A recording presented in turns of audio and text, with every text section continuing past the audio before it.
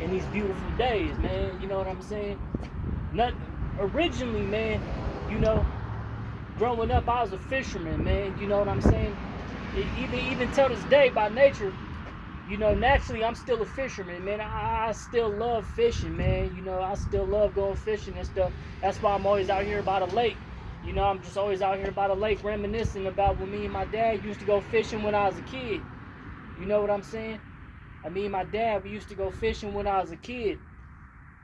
You know, and every time I get to that nostalgic feeling and I start reminiscing and stuff, you know, that I realize, like, you know, 20 years ago I was 12 years old, man. You know, I remember I was talking to this youngster at work not too long ago, and he 18. You know, he was 18, fresh out of high school, man. He's like, hey, how old is you, man? You look like you 19, dog. I mean, I'm 32 years old, man. I'm an OG. You know what I'm saying? I'm an OG out here, man. You know what I'm saying? And he was like, hey, man, he's like, you don't smoke weed? I'm like, nope. He's like, you don't drink alcohol? I'm like, nope. He's like, man, you don't do none of that stuff. I'm like, nah, man. And and I was like, I forgot what he said, but after he said that, I was like, 20 years ago, bro, is when I smoked my first joint before you was even born. Before you was even born, young man.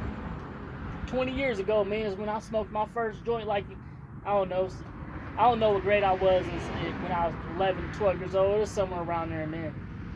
You know, but it always feels good. You know, it always feels good, you know, because I was at the house and I was playing some Resident Evil 9. You know what I'm saying? But it's midday. It's sunny. You know, it's kind of cold, but it's kind of warm. You know, but I decided to get out here and come to the lake, man. You know, and just go for a walk, man, and enjoy my walks out here in this lake. You know, and reminisce. You know, because I talk to my dad every day about fishing. You know, and that's one thing that I love doing is I always talk to my dad all the time. You know, like a lot of people, they don't have relationships with their parents, but I got a good relationship with my mama. I got a good relationship with my dad. And me and my dad, we always talking about the end times. We always talking about war. We always talking about G.I. Joes. We always talking about going fishing and stuff. And for me, I'm grateful that I got a dad because my dad got shot when I was a kid. But, you know, I'm grateful that I have a dad still. That at 32 years old, that I still have a dad that I could call and talk to. You know what I mean? And talk to my dad about fishing. And talk to my dad about life. And talk to my dad about jobs. And, you know, all these things that I get to talk to my dad about. Because some people, they lost their dad when their dad got shot. You know, some of my friends I grew up with, they dad's still in prison ever since we was kids. Till this day, 30 years later, 20 years later. You know what I'm saying? And that's a cold reality. That's a cold reality for some individuals to have grown up out there in the ghetto where we from and stuff without no dad, without no pops. You know what I'm saying? Even though my dad wasn't correct, he was still a dad. So he still had that standard at the end of the day. You know? And it's been years since me and my pops went fishing, man. You know, it's been years since we went fishing. You know, but we definitely finna get some fishing trips in this year for sure, for sure. We definitely finna get out there and get fishing. You know, get some fishing in. You know, but sometimes when life seems to want to get us down, you know, you got the pressure of the world on your shoulders. You know what I'm saying? You got the pressure of your bills on your shoulders. You got the pressure if you got kids. I don't. But if you got kids, you got the pressure of your kids on your shoulder. If you in a marriage, I'm not. But if you married, you got the pressure of your marriage on your shoulders. You got the pressure of everything on your shoulders. How you gonna put food on the table? How you gonna get the bills paid? How you gonna get to work if you ain't got a whip? You know, what you gonna wear to work? You know, how you gonna lose the weight? How you gonna get in shape? How you gonna pass the ASVAB? How you gonna do all these billions of things that life throw at us? You know what I'm saying? And it's crazy because now I'm heading to a different season, right? Because even though I enjoyed the job I was working at, and I maybe had 25 days left on my contract, something like that, you know, regardless, I respect the people at that job, sincerely from the bottom of my heart, right? But at the same time, the job is full of mice. There was mice droppings everywhere. You know what I'm saying? And only making 16 an hour, it's okay money, it's acceptable, but it's not enough to put me where I need to be at the end of the day. You know what I'm saying? So respectfully, I resigned from that job, and before I resigned, I talked to God for an hour at that job when I was still doing my orders and stuff. I talked to God for one last hour, and I remember my lead saying, "Hey, can you do this?" I was like, "Yes." And when she told me that, I talked to God for 1 hour to myself in secret while I was doing my job. And I told God, like, man, God, I know there's something a little better for me than this. You know what I'm saying? Because in any way, shape, or form, I am not saying that the people I was working with at that job were low value at all. The people over there, I prayed for them people every day while I was working there. Every morning I wake up, you know what I'm saying? And I prayed for the people at my job and the people I worked with at the end of the day. And I sincerely, from the bottom of my heart, prayed for those individuals that I worked with. But the sad reality is that I'm in a new season, because 30 days ago, I was still working that job, right? I haven't even been out of work for basically a full 2 weeks now. I'm going on 2 weeks maybe that I've been out of work. Somewhere around there. But I did pray to God. And unfortunately, just like the last 3 temp jobs, that was my 4th temp job since 2025 of January, it wasn't going to get me to where I was going to need to be. So I did say a prayer to the Lord about it. But God had me at that job for a specific reason, just like he had somebody else at that job for a specific reason. I don't need to understand the reason, but I know there was a significant reason behind it. And I'm not going to question it, but there was a specific reason behind it. And it was for the better at the end of the day. But I'm in a new season now. And I don't know what my future holds for me. But I know one thing. When I was down and out in those gutters, right?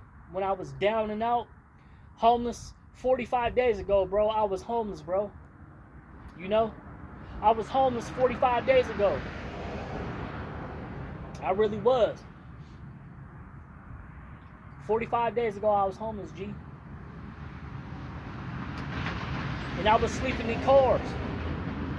I was sleeping in cars, and it was 14 degrees one of those nights. And one of those nights, it was 9 degrees Fahrenheit. One of those nights when I was homeless, sleeping in cars. And it's crazy because somebody downtown, a woman downtown, she froze to death. She froze to death, man. On one of those same nights I was homeless. But now, here it goes. Since January, I haven't been homeless, but 45 days ago, somewhere around there, I was homeless. But just within that time frame, I was not homeless no more, and I'm thankful for God. For the last 35 days, I have not been homeless. You know what I'm saying? But the beautiful thing about it is when I wasn't homeless and I was living in the bigger houses up here on the hill, that was $3,000 a month, $4,000 a month for some of those homes right here on the hill. They was $3,200 a month, bro. And so the landlord didn't want to renew the lease, right? They didn't want to renew the lease. They just wanted to sell the house because they panicking for the tariffs and stuff, right? So I understand it. But I remember when I got fired from a job up the street. It was a book warehouse. I got fired for a job up the street. It was a book warehouse, scanning books all day. And it was another one of those jobs where I was overly qualified. But I got too comfortable, right? And so they fired me. And that's the only job I've ever been fired from. I've only been fired one time in my life at 32 years old. So getting fired once, it is what it is. But when I got fired from that job, I started going for walks out here in this area by this lake. I started going for walks. You know what I'm saying? Before that, I was walking in a different community over there, but I started going for walks in this area. And I remember one of those nights I couldn't sleep because I was so stressed out. I was so stressed out and so depressed. I was seeking connection so bad. I was seeking connection so bad. Because I liked this woman so much. I liked her so much, bruh. You feel me? And I wanted connection so bad. But one night I couldn't sleep. You know? And I just got up and started ruck marching. It was like 3 o'clock in the morning. I started ruck marching. And I started jogging with my rucksack on. And this was probably maybe 60 days after I had that heart attack. You know? And eventually it came to a point where I just always walking in this area, man. The Shadow Man of Silver Lake. You know, I'm the Shadow Man of Silver Lake over here, man. And when I went homeless, like early January, this is probably like New Year's, I went homeless, somewhere around that area, right? This is 2026 New Year's.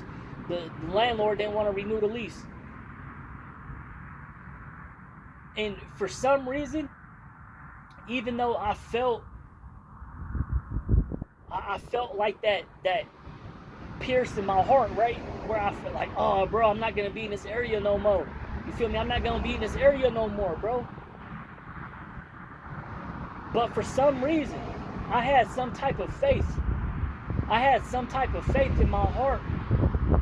You know what I'm saying? I had some type of faith. Semper Fi, Semper Fidelis, like the U.S. Marines, right? I had some type of faith in my heart that everything was going to be good, everything was going to be Gucci, because I didn't want to leave this area. I did not want to leave this area. And so the beautiful thing about that is my rent is half cheaper. The home I'm in now is half as big. But I still got all this, and I still live in the same area. And I know there's a specific reason why God kept me in this area. I don't know why, but I know there's a specific reason why God kept me in this area. I don't know why. I don't know what his plan is for me, but I'm walking into a new season. And so I guarantee you, no matter what circumstance, no matter what life has thrown at us, maybe your dad had got shot like mine when you was a kid. You know what I'm saying? Maybe you just went homeless last week. I don't know what it is. But not one time when I went homeless on New Year's, not one time did I feel like giving up. Not one time did I tell myself it's the end of the world or it's the end of my life. It's not like I chose to be homeless. Even if I had 20 grand in my bank account at that time, the landlord did not want to renew the lease because they wanted to sell the home. It was the end of the lease anyways. So that was that. But just always remember that life has seasons. Life has seasons. You know what I'm saying? And when we walk into a new season, it's going to feel intimidating. It's going to feel scary. Because I'm walking into this new season as a different man, basically. I'm walking into this new season as a different man. Because I seen somebody that I met maybe 4 years ago, right? Somebody I met 4 years ago. And they seen me maybe a couple years later. And then they seen me. And then they seen that I grew. They seen that I didn't become a bitter person. And that I didn't become a worse person. Even though I had every reason in the book to become a little more bitter. A little more untrustworthy. You know, a little more unlikable. I became everything that I didn't want to become. But I had to do that in order to get ready for my new season. And I told myself like, hey, Lord Jesus in heaven, if you get me out of this homeless situation that I was in, I'm not going to produce no more of the street music. No more of the street music, Lord. I'm going to do to glorify you. I'm going to glorify you now, Lord. And because of that, I get to glorify Jesus and I get to glorify God. Because I'm still thankful that I got a dad that's alive and healthy. I'm still thankful that I got a mom that's alive and healthy. And I'm thankful that I'm alive and healthy. And my medical condition, even though I'm still on the medication, it's getting better and better year by year. Year by year, my medical condition is getting better and better. And I pray that I'm not one of the few people that need surgery for it. I might not, but it's God's will. So let God's will be done. Because now it's at that point where I refuse to question what the Lord has in store for me this upcoming season, for this upcoming spring.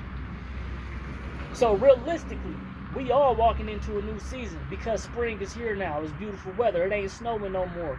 You know what I'm saying? It ain't snowing no more. But I wanted to let y'all know that, and I wanted to pray for y'all on that. So whoever watching this, I pray in Jesus' name that you get up out them jams, man. You get about them jams, get about them dark corners. Where I come from, we call it corner though. You know what I'm saying? We on the corner. Get out them dark corners, man. You know what I'm saying? Get about them dark corners. Get about that weed. Get about that Hennessy. Get about them cigarettes, man. Get about that lusting. Get about them clubs. Get about them nightclubs. Get about them casinos, man. And get into that Bible, bro. Get into that Philippians. Get into that Thessalonians. Get into that Revelations, that Genesis, and the Gospels, Matthew, Mark, Luke, and John. Get into that. And God will give us the desires of our hearts.